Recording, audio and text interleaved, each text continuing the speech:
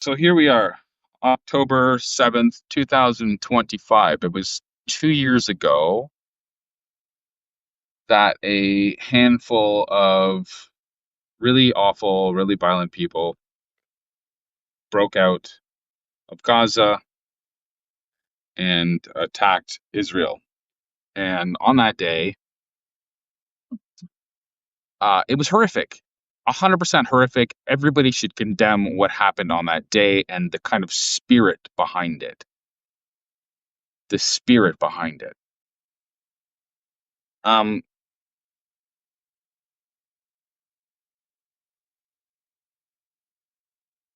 and the thing about that spirit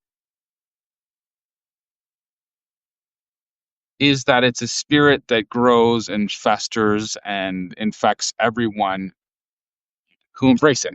And if you have a spirit that infects you to such a degree that you are willing to go out there and violently murder and rape and just do awful things to other human beings that you've never met before, I cannot think of anything that is more twisted and diabolical than that.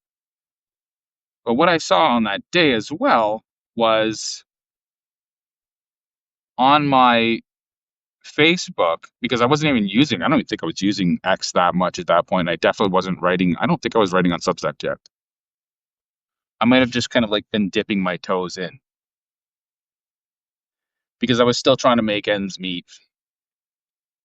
Um, a lot has happened since that time, but I think did we not all sense that the world completely changed on that day? I think that I think the world changed on that day. And it's been the kind of thing that I've been thinking about, really, at least attempting to think about very deeply ever since. And just wrestling with it because I was always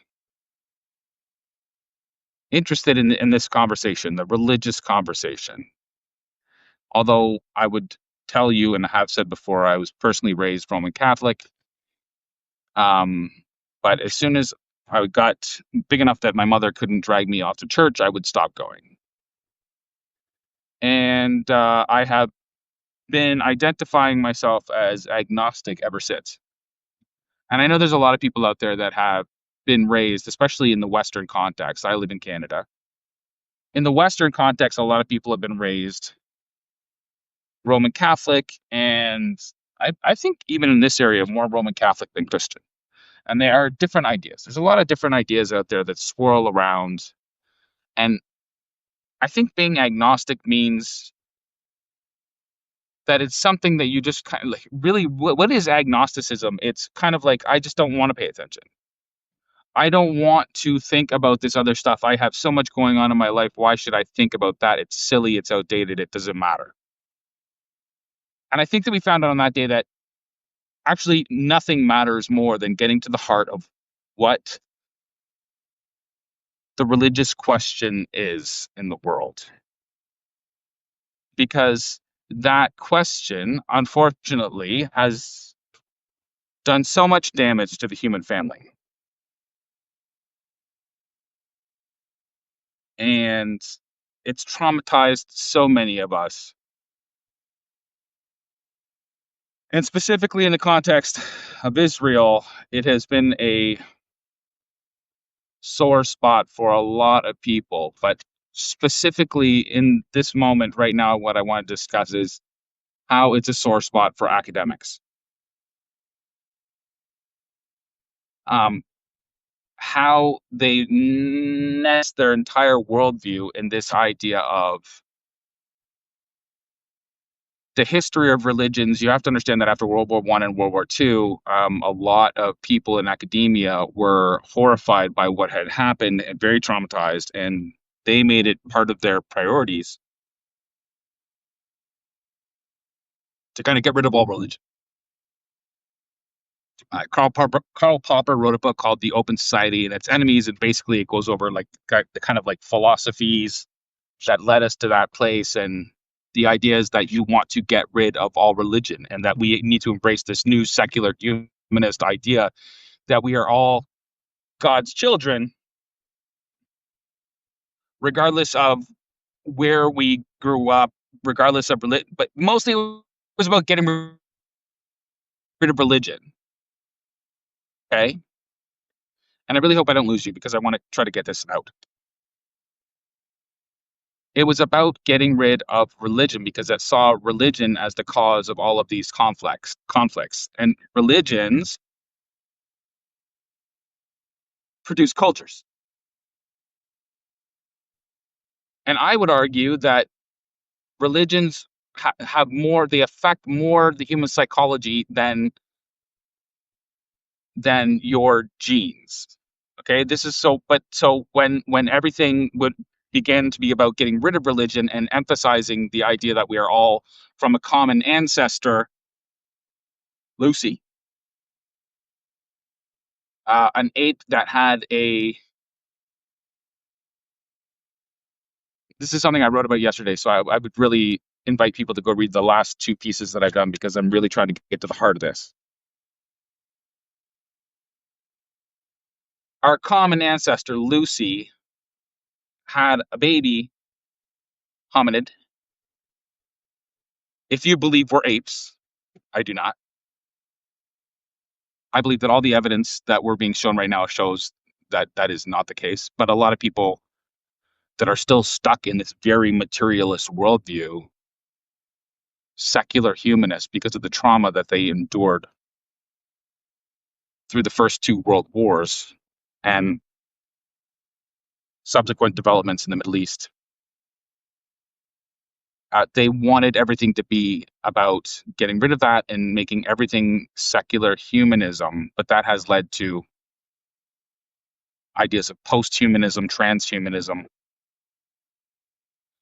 If we came from the Earth and from Lucy, and it was just this random mutation that produced what could only be considered Adam, the first hominin, the first kind of like proto-human, the first human that became not just an ape, but a human. And then he would have impregnated other primates, and that became the human race.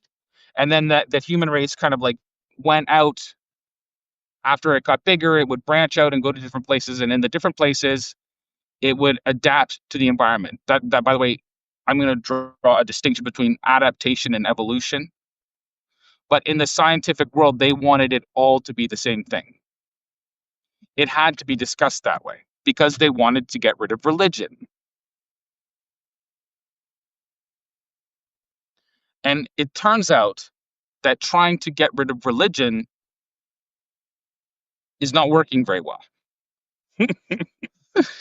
But in the context of Israel, and I want to disclaimer, I'm not talking about any individual human being at all. I'm talking about human psychology and ideas and how our ideas pervade our culture and our understanding, our belief system, everything. And they can make people confused if you don't really get to the heart of what it is you're saying.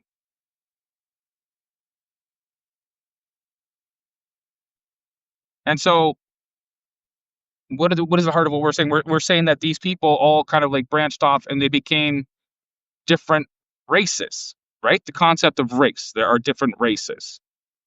And I just picked up a book that I read a long time ago called The Troublesome Inheritance by this guy, Nicholas Wade.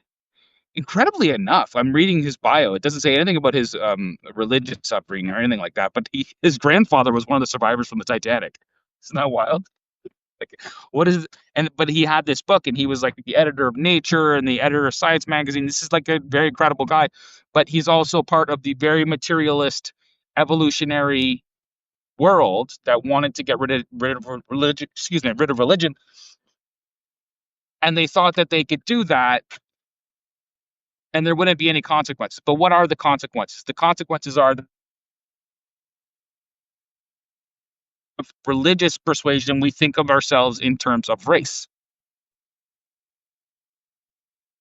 Evolutionary theory is the most racialized idea in all of academia. I mean, did people not understand this? And so I'm going to make my point here. I'm going to try to wrap this up because there is a point, and the point I want to make is that there was a guy born in Israel, and he grew up to become the greatest teacher the world has ever known. And he told us one thing, and he was Jewish,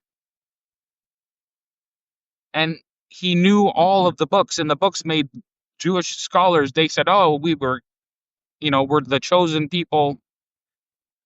And it has something to do with our culture and our race. And they were very tight knit. And that's one thing it says about in A Troublesome Inheritance. It points out how Jewish people kind of bred amongst themselves, even though they were surrounded by other groups of people, they stuck to their own. And it created, like, his argument is that it created this very intelligent people, because Ashkenazi Jews are by far, when you look at things like that way, when you look at things purely scientifically, purely materialistically, you look at things that way, you realize that you can start to measure different people, different races by their contributions in society, and like actual IQ tests and things like that. But the difference between a Jewish person and a Christian person is we are mostly Christians, that Gentiles that were brought into the fold, into the Jewish way of thinking about the origin of life, and the idea that there is this God, and that this God loves us and kind of built this world for us, a creator. Morning. Um, and that we were not the byproduct of an evolutionary trajectory. Here's the thing. The evidence is there on paper.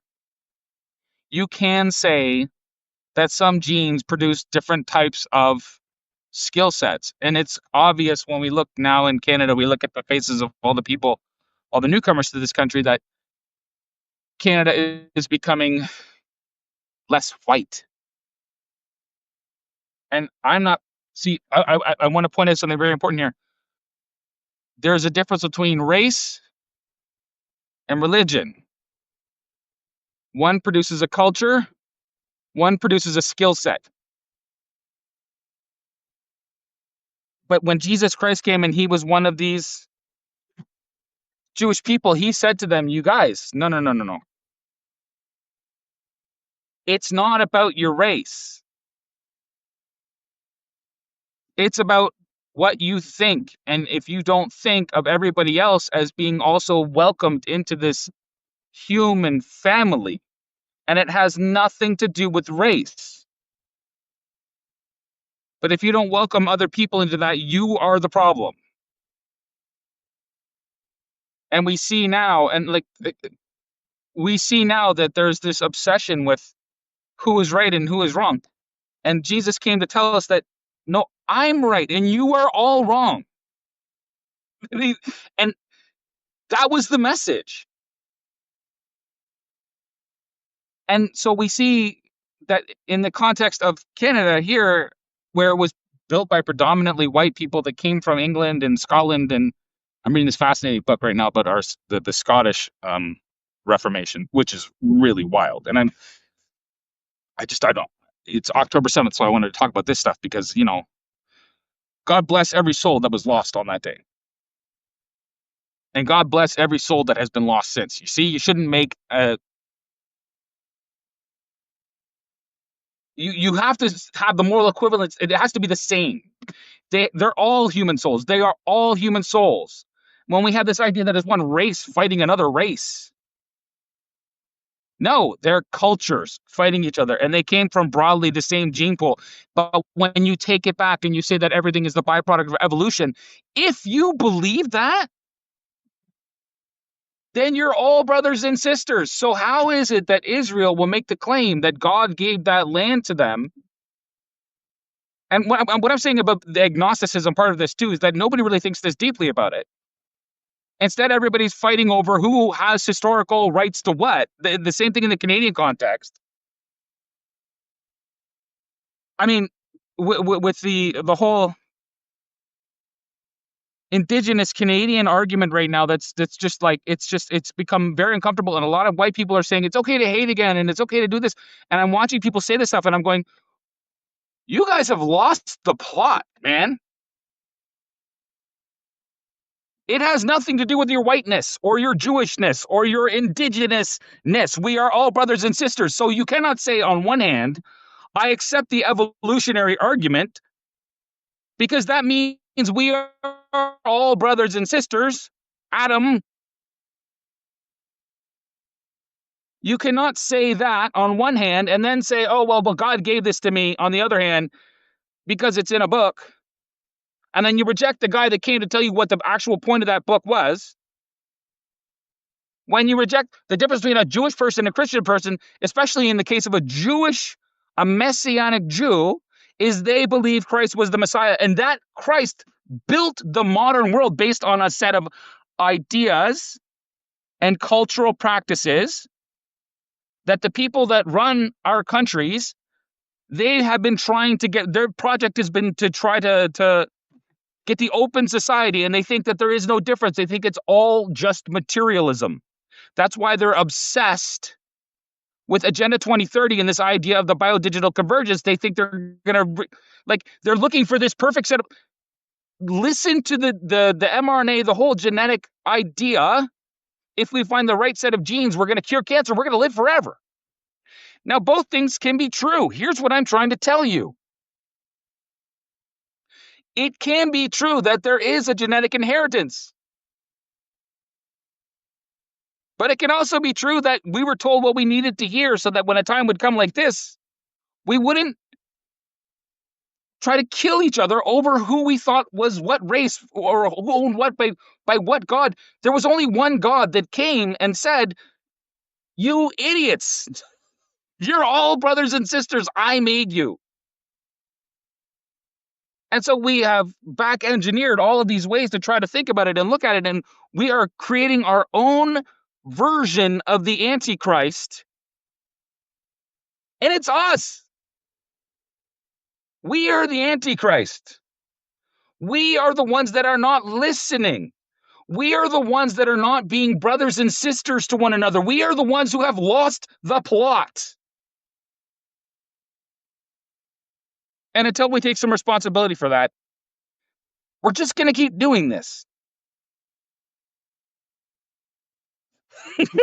Okay, I love you guys. Hey, check it out. You are an individual soul having an experience. You are meeting right at the crossroads of the metaphysical and the material, and it's getting wild out here. But Jesus walks. Respect it. God bless.